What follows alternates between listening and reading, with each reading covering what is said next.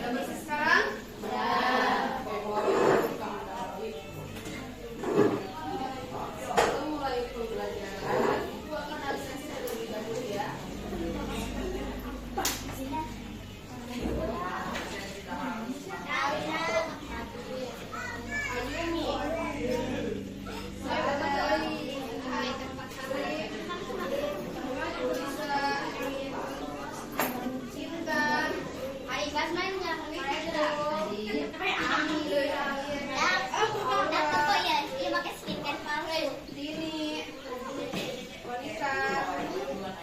Kamu nanya apa itu? Semuanya nih. Nanya juga.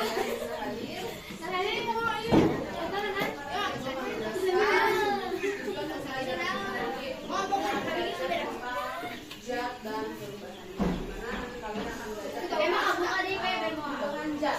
Ya. Nanti ada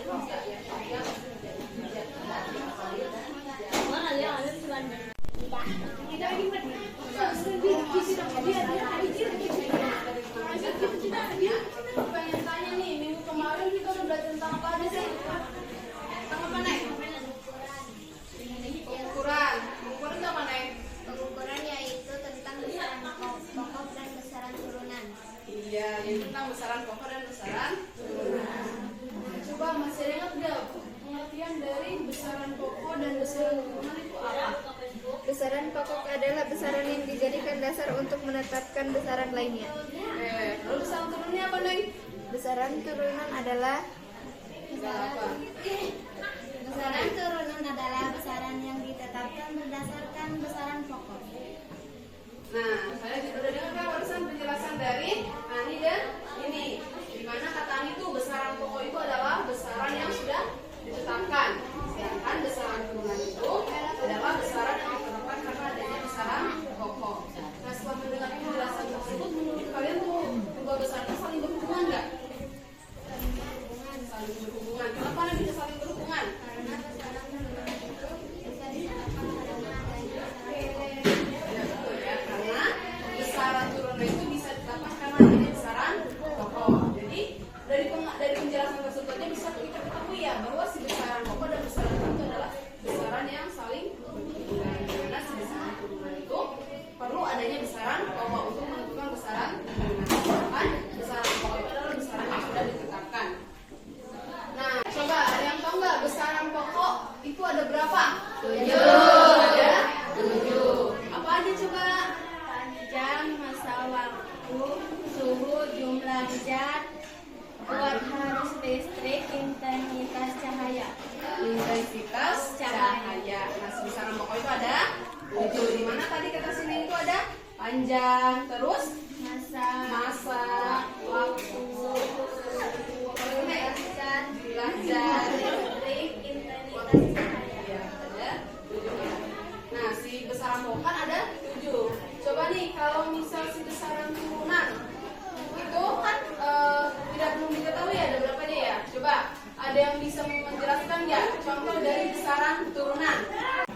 Apa nih misalnya? Misalnya kecepatan. Kecepatan, misalnya kecepatan itu kan gimana nih? Kecepatan itu ada karena dari besaran pokok panjang yaitu meter dan besaran pokok waktu yaitu sekon. Ya, jadi besaran turunan itu yang menurut misalnya itu adalah kecepatan.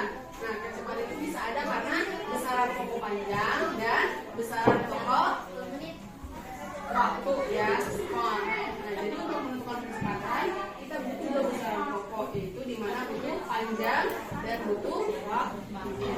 Materi besaran pokok dan besaran turunan udah paham? Paham. Oke, kalau udah paham, coba sebelum ibu memasuki materi zat dan perubahannya, ibu pengen nanya nih, ibu pengen nanya lagi nih. Kemarin kan udah ibu jelasin itu tentang pengukuran yang benar. Nah, kalau mengukur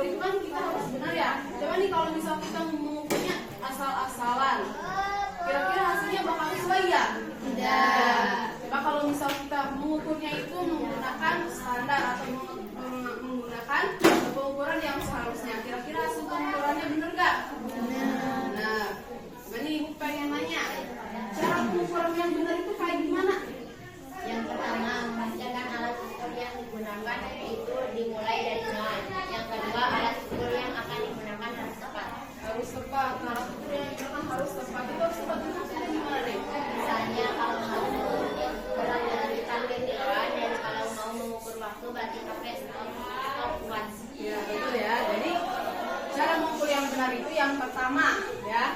Yang pertama nih kita harus mengukur dengan si alatnya itu harus dimulai dari kan nggak mungkin kalau misalnya kita ukur panjang nih, panjang sebuah buku absen ini. Tapi kalian mengukurnya bukan dari 0, misal dari 20 berarti ke sini ada 30, berarti 20 ke 60. 60 ini kira-kira benar nggak? Enggak ya, harus dimulai dari 0. Misal di sini 0 dulu baru nanti berapa sentimeternya. Nah, terus yang kedua pengukuran itu harus tepat. Betul ya, harus tepat. Dimana kalau kita mau mengukur berat, kita harus menggunakan kiloan ya. Dimana kalau kita mengukur waktu, kita harus menggunakan stopwatch. Kira-kira masuk akal nggak? Kalau kita pengen mengukur berat tapi pakai stopwatch? Enggak ya, nggak bakal menemukan hasilnya. Karena kan stopwatch itu cuma bisa mengukur waktu ya. Kalau mengukur berat suatu benda itu nggak bakal bisa. Sampai sini paham materi yang minggu kemarin? Oke, sekarang kita masuk ke materi selanjutnya, tujuan dan perubahannya. Nah, sebelum masuk ke materinya, ibu akan menjelaskan dulu tujuan dari pembelajaran kita kali ini. Ya. Tujuan dari pembelajaran kita pada materi kali ini adalah untuk mengetahui jenis jejak dan perubahannya. Ya. Nah, jejak itu terbagi menjadi 3. Yang pertama itu adalah zat padat, zat cair, dan zat gas. Kalian tahu air? Tahu. Es batu? Tahu. Terus uap air? Tahu. Nah, air itu bisa masuk sampai ke sini ya. Nah, ini jelasin nih. Tahu es batu? Es batu kan terbuat dari air. Es batu padat nggak? Padat. Berarti si es batu maksudnya ke zat padat ya, karena kan padat. Tapi setelah si es batu mencair, jadi apa? Jadi air. Jadi air ya. Es batu kan mencair, jadi air. Nah, si air tersebut masuk ke zat cair. Lalu nih, kalau kita mau mendidihkan air ya, membuat air panas. Misal, kita kan panci kan ada misalnya pas kita buka nanti kan bakal ada uap kayak asap menyuap. Nah, itu maksudnya ke zat apa? Zat gas. Oh ya, gas karena terbentuk menjadi udara. Atau nih misalnya kalian sering mencium nggak? Misal ada mama kalian lagi masak di rumah, masaknya di dapur, goreng sambal ya, goreng sambal kan wanginya menyengat banget. Nah, di dapur, terus sampai ke depan rumah atau ke kamar kalian, si baunya itu kecium, pernah nggak? Nah, coba dan tahu itu kenapa? Tidak. Oh ya, tahu. Nah, dijelasin ya. Kenapa sih dari dapur kamar kalian kan itu lumayan jauh ya, tapi si bau masakan bisa kecium. Itu karena bantuan dari udara ya. Udara itu adalah termasuk dalam zat gas. Jadi ketika kalian masak, nih kayak air tadi, air kan nanti mendidih, airnya bakal jadi zat gas, jadi udara. Sama kayak masakan karena si masakan itu punya beberapa bau tertentu sehingga si baunya itu terbawa ya, si baunya terbawa. Kalau kalian misalnya lagi masak cabai, jadi si bau cabainya itu karena uap masakan dan jadi gas ya, jadi terbawa ke sana. Terus si zat padat nih, kita ngerti zat padat ya. Zat padat itulah, zat padat itu contohnya banyak ya. Misalnya itu adalah kan tadi ada es batu. Terus apa lagi zat padat? Pulpen, apa lagi? Penggaris. Nah, itu kan zat padat. Kenapa dibilang zat padat? Nah, coba kalian lihat di sini, ini buku absen yang ini juga termasuk zat padat ya, karena kan padat. Bisa melihat ya rongga partikelnya? Enggak ya. Tapi kalau misalnya zat cair nih, si zat cair kan kita mudah banget memisahkannya ya. Misal kita nuangin air misal digelaskan berbentuk gelas kan. Ketika kita tuangin ke lantai, air tersebut akan berpecah belah ya. Nah, itu zat cair, sama cair sana sini. Beda dengan zat padat. Nih, ini zat padat sekarang Ibu, ini kan seperti ini ya. Coba kalau misal kita tuangin di meja, bisa berubah bentuk nggak jadi acak-acakan kayak gitu?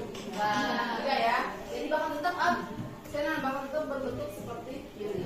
Nah,